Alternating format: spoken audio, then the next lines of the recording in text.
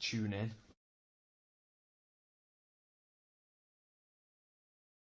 So, Triggered Red's back with another, and this is a shortlist for top 5 managers of the year.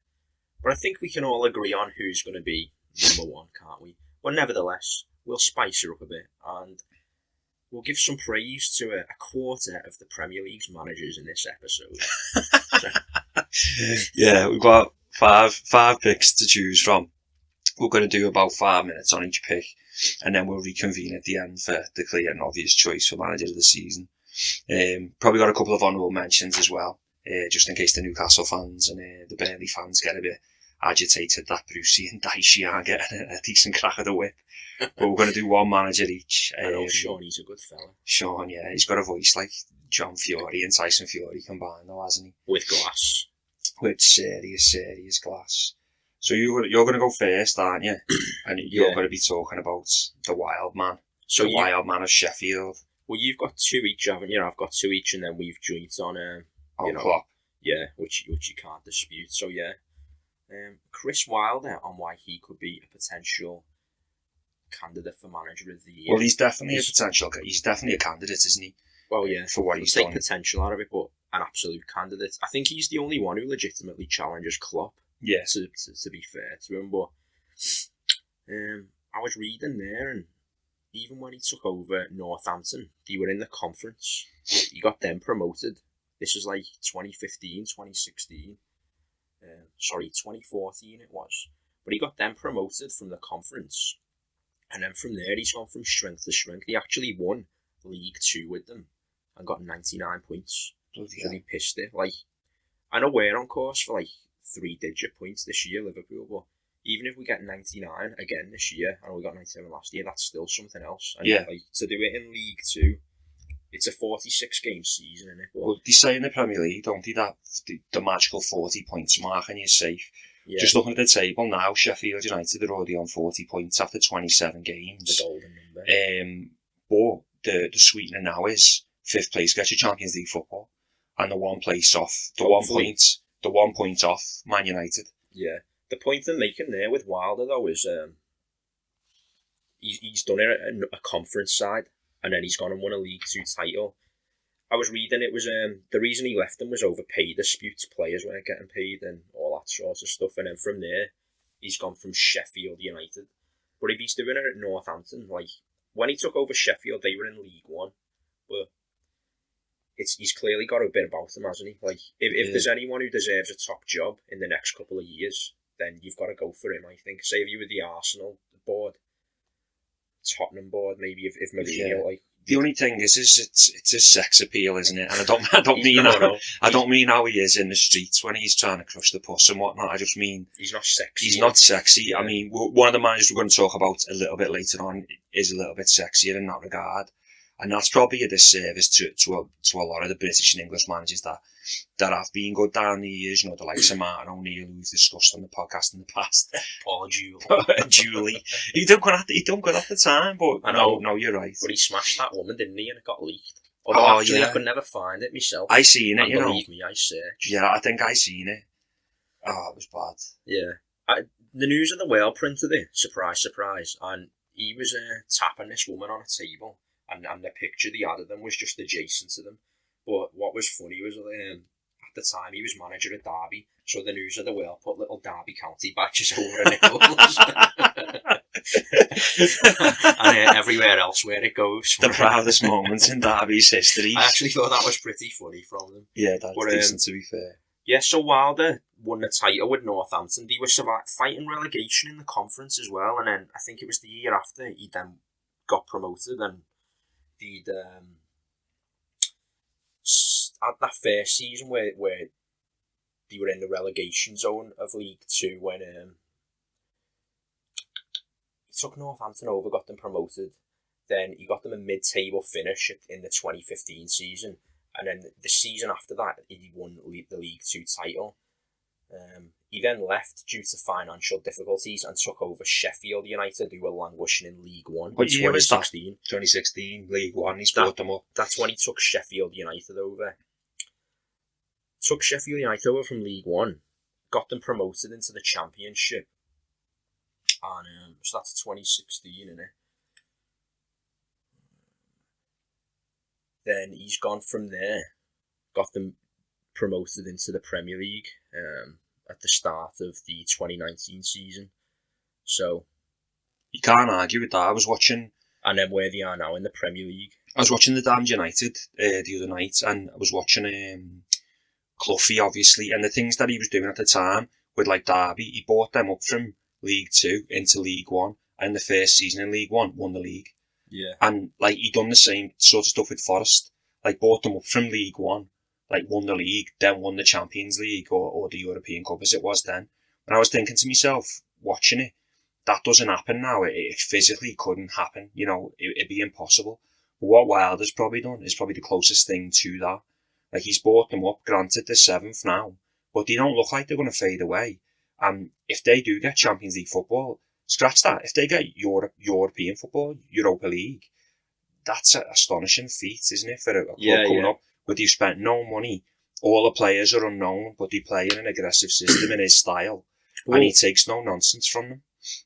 I'm not going to sit here and say I watched Northampton Town in 2014, but you can imagine that he keeps the same identity wherever he goes. So you look at that current crop of players at Sheffield now. You've got Billy Sharp, who nicks a goalie, and Lundstrom. There's a Scouse influence, isn't there? Yeah, you got Lundstrom and the other fella. The Liverpool fans, but they've come through like the Liverpool Everton Academy routes. You've got that McBurney, who's a handful. Is he from Swansea? I'm sure there's a referee on FIFA called Scott McBurney. Yeah, but wonder if he's a relation. The crop of players that you've got is you couldn't really have someone who's silky on the ball. Like take a Bruno Fernandes or a Coutinho. They're extreme examples. They probably would improve Sheffield United, but they don't have time for that cute player who isn't going to You've got to do the work, haven't you? For them, that's the first and foremost. That's what they need in their side. But I agree. I think he's probably the one to challenge Klopp the most for manager of the season this year. And just one more thing on him, going back to he's not sexy enough for someone like a Tottenham or an Arsenal. I think it was a pundit who mentioned it, but you couldn't have Wilder take over Arsenal, for example, and then players like Ozil to do that type of job that he needs you to do. It just wouldn't work, would it? No, 100%. He'd ship him straight out, wouldn't he, regardless of his quality? And I don't know, I'd put Dele Alli in that bracket as well. He's a luxury player. Yeah. I don't think he's that quality. He has moments, but I think we've said this before on the podcast. It's what we do to the English lads. Yeah. We just bring them in, put them on a pedestal, make them a god, and then that's it. Then they never live up to what they should be, really. And the last player to probably live up to it is probably Sterling. Before that, Rooney. Yeah. And that they're extreme cases. No, we do it with everyone, and then we done it with John Stones. And he was one who was a victim of it big time. But it looks like Pep's failing with the John Stones project, and I'm not too sad about that. No, he's a prick, Pep and Stonesy. Yeah, Chris Wilder's one on the shortlist. So who've you got? So my first one I'll cover is Frank Lampard, and obviously people will say, "Oh, Frank Lampard, he's at Chelsea, it's a big club, blah de blah." But what he did at Derby was fantastic. He had some big scalps in the cup games. There was a lot of good football getting played down there. He was bringing in the likes of Mount and that into his side, weren't he? And Harry Wilson, flooding them in. Wilson was a linchpin in the side. Mount was a linchpin in the side. And I don't think he would have physically left Derby if not for the fact that Chelsea come knocking. Well, do you think he'd have left them if they'd have beat Villa in the playoff final and Derby had got promoted? I think regardless, he would have left Derby for Chelsea. I think that's the only club he would have left Derby for. And it's like Steven Gerrard now. He says, he wouldn't want a Liverpool job now because he's not ready. But I guarantee if Klopp left now and they said to Gerrard, we want you to come in for the rest of the season and take it from there, 100% he would do that. And one of the things with the Lampard move to Chelsea is the transfer embargo was on, so we couldn't buy any players. And I was saying to you a while back, Chelsea are like the luckiest club ever, because the likes of Tammy Abraham and the likes of Mason Mount, the likes of Tomori at the back and Reece James and all that are getting games now, they would not have got games. They would have been out on loan at Vitesse and with the rest of them 20, 30 players out on loan a season, and they never would have got a sniff. Especially if Sarri was there and he'd spent more money, he wouldn't have got a game. And another thing that he's done really good at Chelsea, he's given them a brand of football and a style of football, which is brilliant on the eye. It's not sustainable with a squad that small, because you've seen what happened. They started off blitzing teams, and then there was inconsistencies. They couldn't keep it up. It reminds me of Liverpool under Klopp when Klopp first signed. Yeah, they are starting to wane a bit now. They are the best team as well, who could have had a transfer ban happen to. Yeah, they deserved it, if anything. And, but in the long run, what will that do for Chelsea as a club? Will they be able to blood those lads in now and sprinkle a bit of stardust on? Because Janino went awful as well, didn't it? Not Janino, Jorginho. Yeah. And Jorginho, I was going to say. But him, yeah, he had a hairline, didn't he? Jesus. Forehead, yeah. His hairline started at the back of his ears. Lamps has done really good in bringing him on as well. So I think, the rivalry aside with Chelsea, it's nice to see young British managers doing well, thinking about the future, thinking about England jobs and what have you. I'd seen the likes of him and Gerrard coming in and doing well in the game. On the flip side of that, you've got bloody Thierry Henry. He just took over Montreal Impact. So, he just flopped massively at Monaco and slinked off with his tail between his legs. So I'm glad to see. Yeah, I think he's... I always thought he'd be a better manager than he showed so far, but if his punditry's anything to go by, that's a bit of a window into how he must be in the dressing room. Like, not really that tactically cute, or... Not only that, but has he got that authority about him, where it's like... When Gerrard talks... No, you respect him straight away. Because if he were on the pitch, he'd run right through you, he'd snap you, he'd do whatever he had to do to win the game. It might be Henry's different. Shades of the Glenn Hoddle thing. He's more They can't live up, that's a good point. It's the authority's more through how great of a player he was, because I've read anecdotes, and it was apparently Glenn Hoddle was asking the England boys in training to do things, and he couldn't do it. He was just too It's like when we play footy on Thursday and you just can't do what the rest of us can do. This guy's like fucking... I said this to him once. This guy's like, he's got the pace and the agility of Eddie Hall. if Eddie Hall was to play like him, so don't listen to this fool. So yeah, and again with Henry, I was watching him today on Sky Sports News, and he was like, "I'd rather have a manager that improves me than win trophies," is basically what he said. And I'm like, what is he smoking, this guy? Like, he tries to be all like sexy and vavavoom. It's a bit selfish, that, isn't it, as well? Well, exactly. Like, you've got people there like Roy Keane and Gary Neville, and it's all about the team, but it's all about winning. Yeah. At the same time, and for me, I think Lampard deserves to be in the top 5 potential managers of the season. He's took over a massive club. They're probably going to get top 4 without spending a penny, and he's developed some players, and he's played a nice brand of football. I've enjoyed watching Chelsea play this year. So for me, that's why I put him in the potential top 5. I do like the players he's brought in there, especially Reece James at right back. I'd seen a bit of him at Wigan, and he's a bit like these fullbacks that are coming through now. Whether on the left for or choice, the right. aren't we? I mean, British fullbacks. They've just developed into absolute monsters, like in terms of how good they are on the ball, driving forward, but the physiques as well. Like it's like now you need a certain physique to play fullback. Like, it's changed, like the game. The fullback game has totally changed. Fullback was like the last position you'd gone by. Yeah, do you know what I mean? And in a future episode, we'll come on to Trent. We're doing an episode about him and what his true position actually is. A lot of people are touting centre mid, but we're going to throw a spanner in the works to that, and I think it'll surprise a few of you and you'll enjoy it. I hope so. So next manager we've got on the list is Nuno. Hang on, let me just get his name up. How do you say this? Espirito Santo, is it? Nuno Espirito Santo. Sounds like a nice drink you'd have on an all-inclusive. But yeah, he took over... you said he won the Champions League, didn't you, as a player under Jose? I heard he was in the squad as the reserve keeper, and he got a Champions League medal for Porto. That's more than I've ever done, so... So far, yeah. I want hot yoga later, lad. Has he done that? But he took over Wolves, didn't he? And I think this is very shrewd business by Wolves, because they had the super agents, or I'm just going to call him George Mendes. He's got Sheffield. Yeah, he's got connections, and with the Wolves owners. And Portugal is a hotbed of technical talent. So they've got this Nuno in, who's obviously got connections, as well as George has got connections. And the players they'd signed when they were in the Championship, Ruben Neves. I'd seen him when he was 18 playing for Porto, and he was captain in the side in the Champions League, and I thought the way he's playing there is just, he's got to be. Yeah, it's like, I can't really think of a way to describe it, but it was very like logical the way he was playing it. It was, I thought, what I mean by logical is, it was just like, if any player could fit like a hand into glove into any system, like the Portuguese system, it was Ruben Neves, because he was just spraying balls, but it was more like the positioning of him, the intelligent positioning. At that age as well. Yeah, at 18, which is a lot of players that come through now at that young age, if the prospects are more like a winger. Yeah, or a 10. Yeah, they're not really a deep-lying playmaker who just sits deep and can actually spread it. But this lad was captain at 18, so they got him. I think they already had Helder Costa there. He went on that mazy run at Anfield in the FA Cup. Yeah, I remember Helder.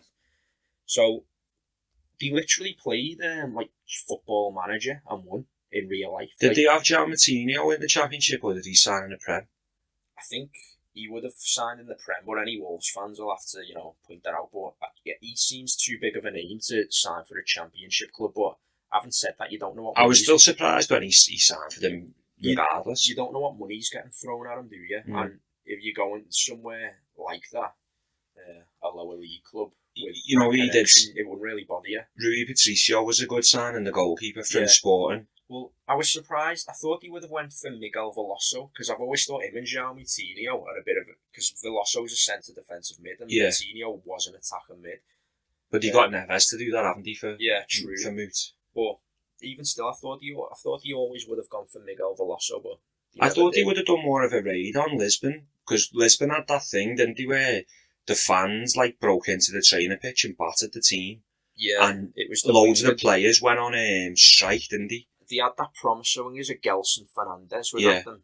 Yeah, a lot of the players left, and all the players said that's it. We don't feel safe for going, and there was a bit of a feeding frenzy over the potential Sporting players coming through, but. Obviously, Wolves didn't feed. But the plan he had from the very start, where the owners were tight with George Mendes, then he got Nuno in, you could see that was going to come a mile off, and I think he pitched the Championship.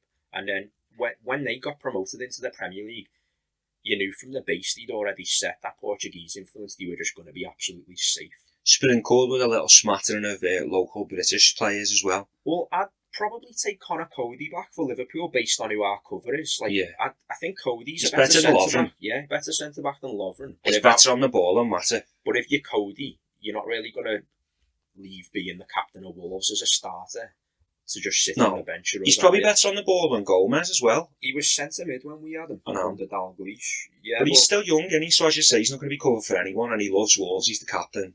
Yeah, I think he's... what did he say in an interview? He's sort of like Carragher, he's gone from Everton to Liverpool. Re-anointed himself, re-baptised as his family are Wolves now, or his kid is anyway. But, yeah, so they've got the hard British grit mixed in with the, like you say, the sprinkle of Portuguese pizzazz, for lack of a better word. Yeah. And, Traore is just the bull as well, isn't he? When he's on it, Yeah. Apparently the lad says he doesn't train weights. That's the biggest lie I've ever heard in my life. But I think he's training weights and he's having testosterone and growth hormone for breakfast. Definitely he's having those Mexican supplements. Yeah, that tainted beef. Yeah. No, he's not. I'm not tainting his name there, but he clearly does do weights. Yeah. I'm not arsed. He deadlifts and chest presses like a motherfucker. Yeah, when he gets going, he's like the juggernaut, isn't he? Once he builds that momentum, he's hard to stop. And I think he's a good player, but I don't think he's good enough for us, and I don't think he's good enough for a top level side in world football because he's not consistent enough. But why would you want to leave Wolves at the minute? If you were a player like him, it's the perfect place to be. You've got an up and coming manager. You're having a really good run in Europe. I think they're maybe 3 players away from being a Champions League side based on who's 4th place now. I was going to say the end of next year, if they haven't progressed, they're still in that, the mid-table, the top half of mid-table, 7th, 8th. If they haven't progressed then what's next for them really? You know what I mean? If they do sign, they're in the position where they're going to have to kick on, because Sheffield United and Wilder, they've overachieved. If they finish 14th next season, that's still an achievement.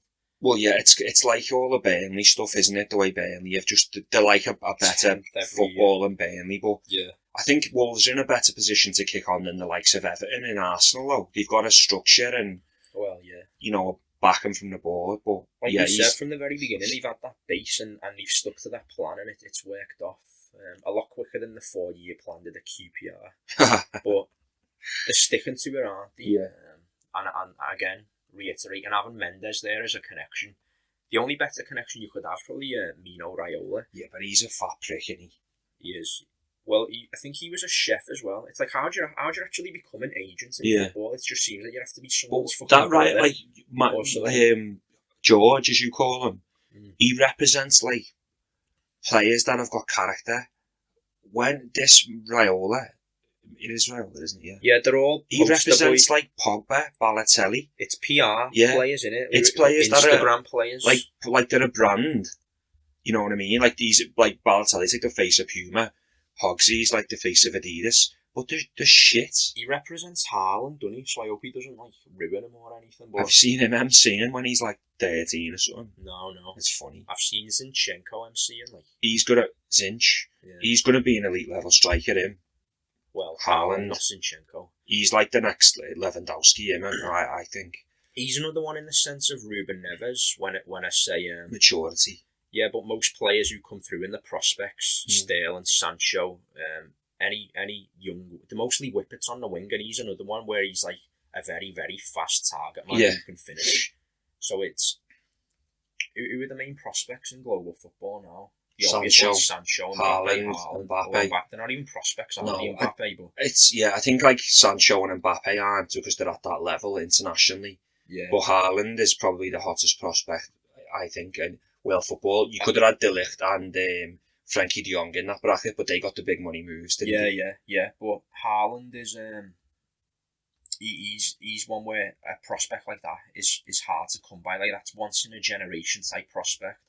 Yeah. Whereas the usual types, a pacey winger and a dime a dozen. Well, I think, again, it comes back to what we do in Britain with our prospects, because before we played Leipzig, no one had heard of Haaland.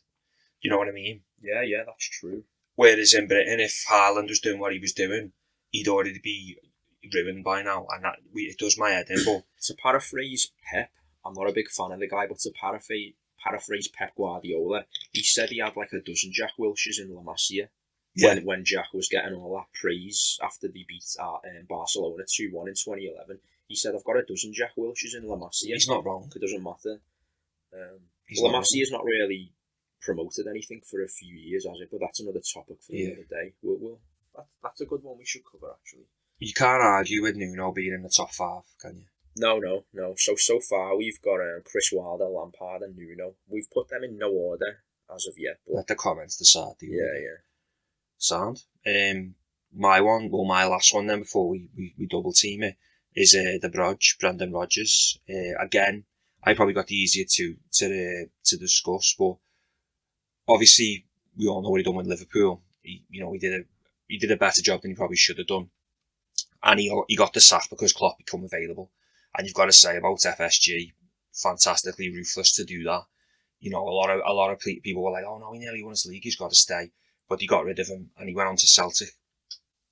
Obviously, we know Celtic's an easy job, but he did it with a certain style that hadn't really been done in that league before, didn't he? He won the triple treble. That hasn't been done before, and he did it with a bit of, as you just said, a bit of pizzazz.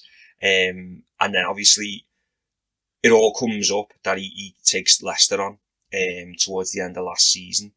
And you know what, right now, I can't remember who the manager was before him. At Leicester. Right, they had Claudio Ranieri, then Craig Shakespeare. The French fella, it was him, wasn't it? Claude Puel. Claude Puel, yeah. And, he's been done by a couple of clubs, his old Puel. Like, he's kept him in good runnings, but... I know Claude, he's a good fella, to be honest. Great singing voice.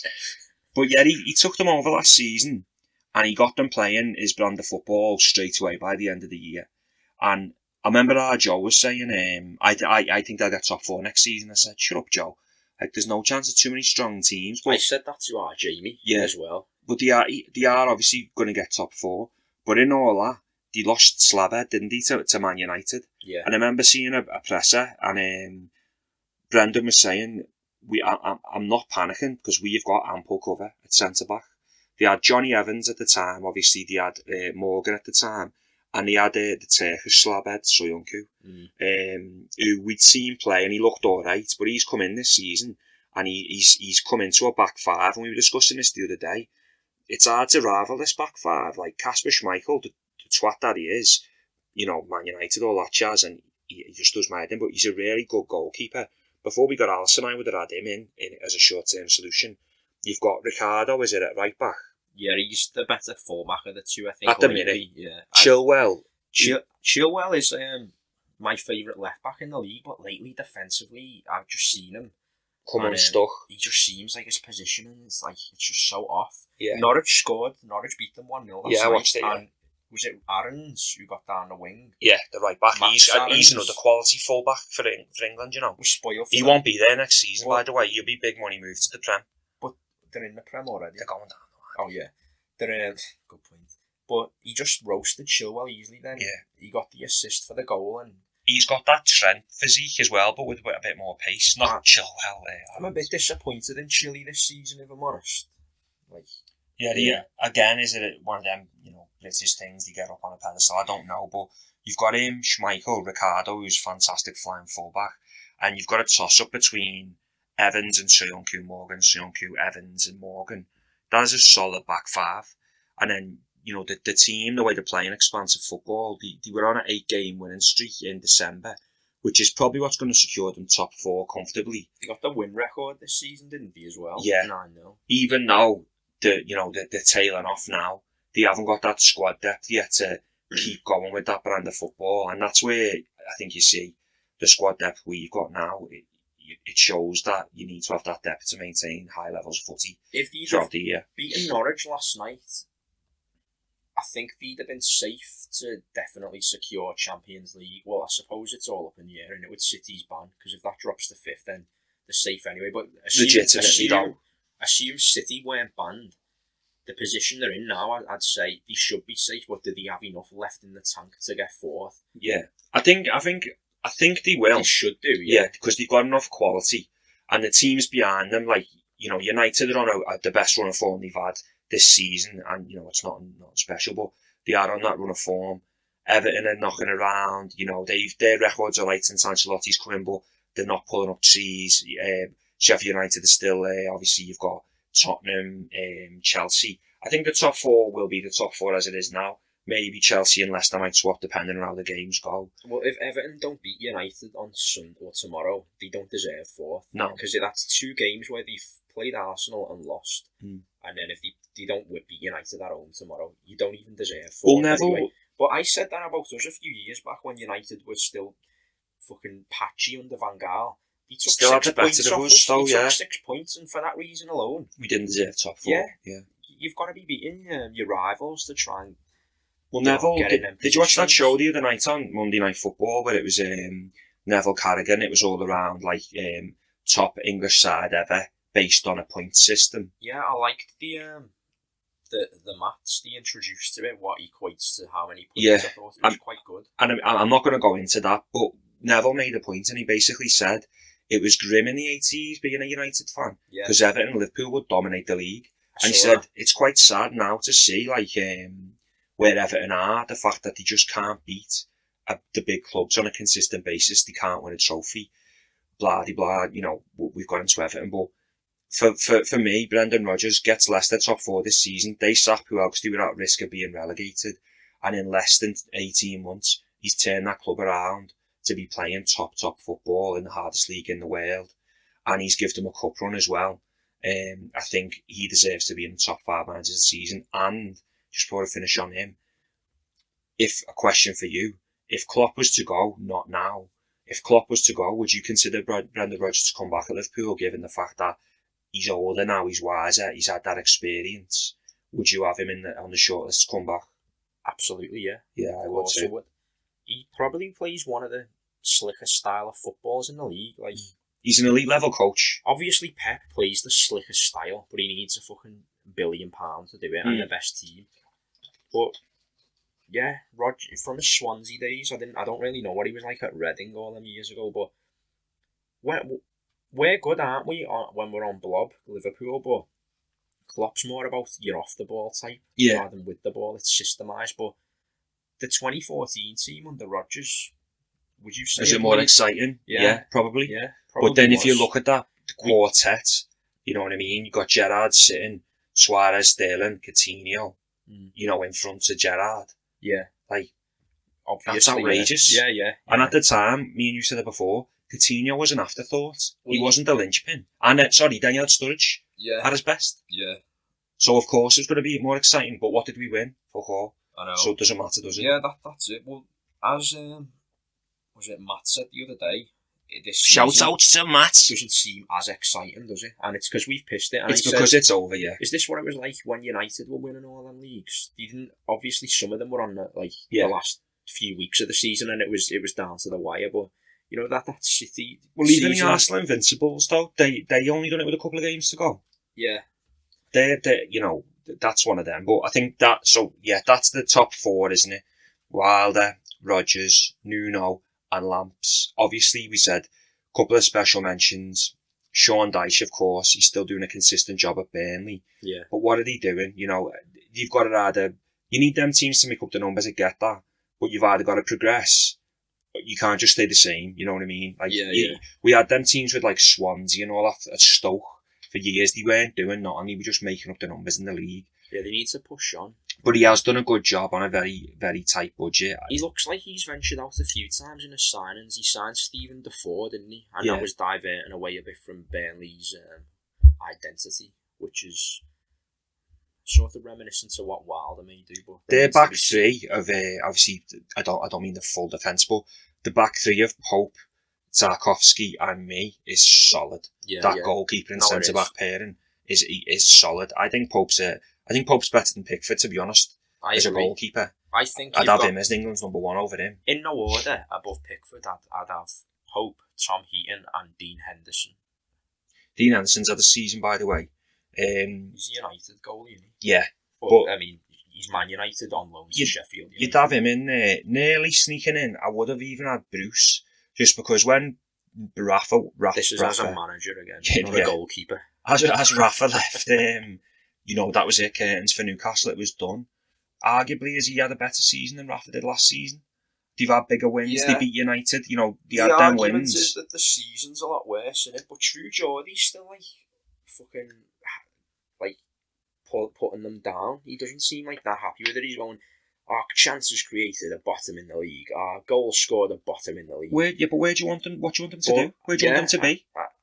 Benitez is a better manager than Bruce, but fucking hell, mate, can't you just admit, I'm pleasantly surprised? But also awful. Also, he's local.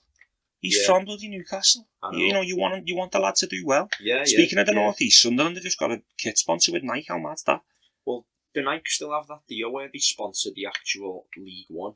I don't know. Because years ago, there was nearly every team in the lower leagues had Nike. It's sort of like the UFC with Reebok. I get it. So I don't know if it's on that. They won't be getting much money from that, Sunderland. I'll tell you that now. Maybe even as an honourable mention, Hasenhüttl. After that spanking from Leicester. Well, my personal outright favourite is Daniel Farke. You know what? He keeps coming up on FIFA, right? When I'm negotiating to buy players, he keeps coming up as an agent. Daniel Farke. Yeah, so he's negotiating with me. Don't know why, but so there's the honourables. They've done all right. He's got the voice of a sexual European bachelor. Yeah, something that you'd find in Juice Bigelow, European Gigolo. Yeah, I could read your mind. Obviously, there's the top four. Number one, who will get it. It's got to be the Grandmaster, Jurgen Klopp. Yeah. There's not enough superlatives to describe this season, is there, with Klopp? So no, I don't know. It's the best systemised style of football that there's ever been in the Premier League.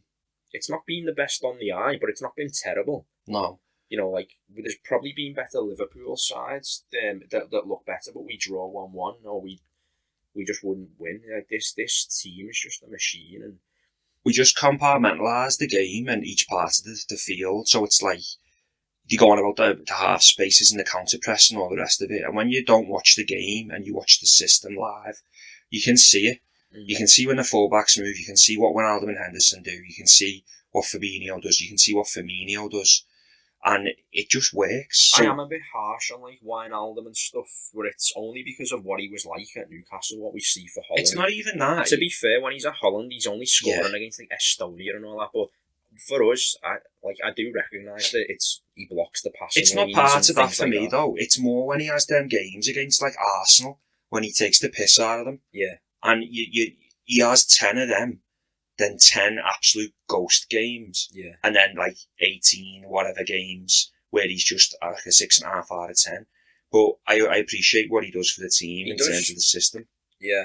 That's it. He's a great system player, and I recognise that, but he just lacks a bit of conviction on the ball for me. Yeah, like, and when he's shooting and all. Go through someone in a tackle, or when you're shooting, it's like he's shooting and the ball's going at like 8 miles per hour. Yeah, you're not testing anyone. But he's great at a first time shot running onto it. It sounds funny. A la Lampard as a elite runner or something. Yeah, and he's got technique as well for days. But it sounds funny, but to be honest, I haven't really got that much to say about Klopp because all the superlatives have been said. The table speaks for itself. It's over. We put a post up last night on our socials, just saying when. What games it's going to be. Yeah, we won't bore you with it. Like, Klopp's the best manager of the season, and I think globally and all. Yeah, I think he'll win Premier League. Is a little betting tip for you. I think Klopp will win the Premier League Manager of the Year, but I think the writers will give it to Chris Wilder. And deservedly so. The writers tend to go the other way, don't they? Whoever wins PFA Player of the Year, the writers will give it to someone else, like Gerrard the other year. Yeah. Giggs won Player of the Year. The writers gave it to Gerrard. Well, Giggs won a token gesture, didn't he? Whereas Gerrard legit won it. But... Yeah. So Manager of the Year for us is Klopp, and then if you can order the other 4 that we've suggested there. And if you think there's any other suggestions, then just put them down in the comments, someone we haven't mentioned. Just before we go as well, we're on Apple now, aren't we? We're on Spotify. We'll put all the links in, but we've had a couple of nice comments as well on the page from Arsenal fans, Man United fans, it's nice feedback to have, really, and that's what you want to see. I think one United fan was called David. Great name, by the way. And he said he enjoys listening to these on his walks. Well, now, David, like he said here, your namesake, we are on Apple and Spotify, so you can close your app and you can enjoy walking your dog. And we also had an Arsenal fan, and we can just imagine him, kicking off. He said he was screaming at the screen because we weren't going to put Gilberto Silva in over Fabinho. But you can just imagine him going mad watching it, and it's quite a funny image. Yeah, well, that fella might be disappointed again, because depending on what we win by the end of the year, I think we should revisit that episode and do an updated, combined, hopefully if we stay invincible, combined Invincibles again. Potentially. Let's see what we win and if we remain invincible. Right. So, see you in the next one.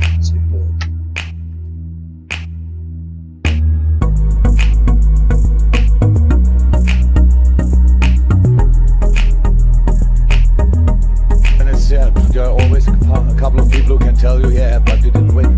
So now, let's talk about 6, baby. Let's talk about you and me. Let's talk about all the good things and the bad things that may be.